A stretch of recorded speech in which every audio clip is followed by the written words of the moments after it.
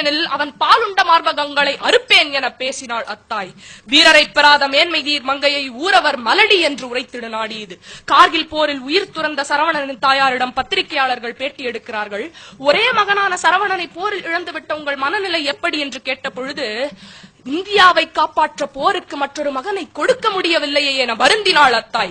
பீமன் திரளும் அவருக்கு இளைய விஜயன் திரளும் விளங்கி நின்ற சேம மணிப்பூன் திருநாடு இது. 1971 இந்தியா பாகிஸ்தான் எல்லையில் லோங்கேவால் என்னும் இடத்தில் பாகிஸ்தான் இந்தியா மீது திடீர் தாக்குதல் நடத்துகிறது. அப்போது முன்னிரவு. அந்த எல்லையில் இருந்த இந்திய ராணுவ வீரர்கள் வெறும் 149 பேர் மட்டுமே. இரவு முழுதும் போராடினாலும் ஒரு வீரன் கூட உயிர் மிஞ்ச முடியாது. எனினும் விடியும் வரை போராடினால் இந்திய விமானப்படைக்கு தகவல் கிடைத்து எப்படியேனும் எல்லையை காத்து விடலாம்.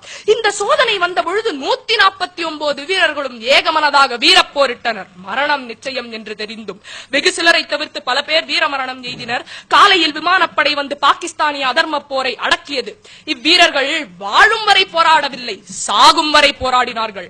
வாழ்தல் வேண்டி போராடவில்லை, வாழ்விக்க வேண்டி போராடினார்கள். காப்பியமும் புராணமும் இலக்கியமும் வீரத்தினை போற்றியது கத்தி பிடித்தவர்களை கருதி மட்டுமல்ல, சத்திய வழி நடந்தாரையும் பக்தியில் சிறந்த அடியாரையும் சேர்த்துத்தான். கற்றுணை போட்டி ஓர் கடலில் பாய்ச்சினும் என பேசவும் கற்றுளை பூட்டி ஓர் கடலில் பாய்ச்சினும் என பேச வைத்தது வீரம் நிறைந்த பக்தி.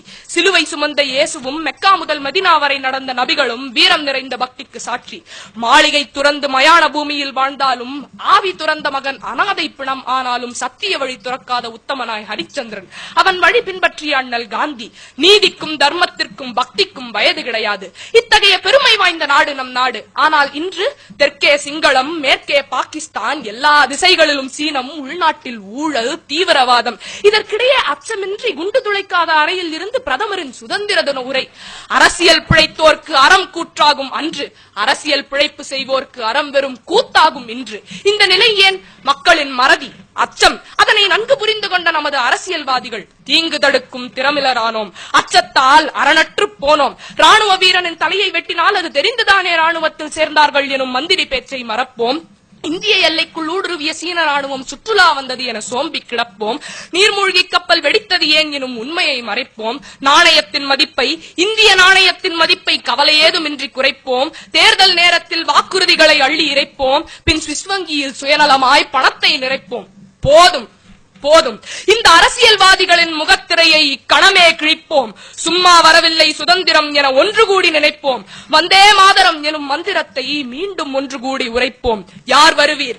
தேசமே நலிவோடு தேய்ந்திட மக்களின் பாசமே பெரிதென பார்ப்பவன் செல்க.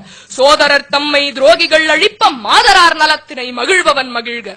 படைமுகத்து இறந்து பதம் பெற விரும்பா கடைபடுமாக்கள் என் கண்முன் நில்லாதீர். மக்களாய் பிறந்தோன் மடிவது திண்ணம்.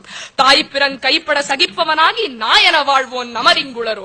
ஊரவர் துயரில் உருகுவோர் இருமின், சோர நெஞ்சிலா தூயவர் இருமின், வீரியம் நிறைந்த நெஞ்சினோர் இருமின், பாவியர் குருதியை பருகுவோர் இருமின், நெஞ்ச குருதியை நிலத்திடை விதைத்து வஞ்சகம் அழிக்கும் மாமகம் புரிவோம் யாம். வெற்றியே அன்றி வேறெதும் புரிகிலேம், வெற்றியே அன்றி வேறெதும் புரிகிலேம். இனி அச்சம் தவிர எழு ஆண்மை தவறேல். வந்தே மாதரம்.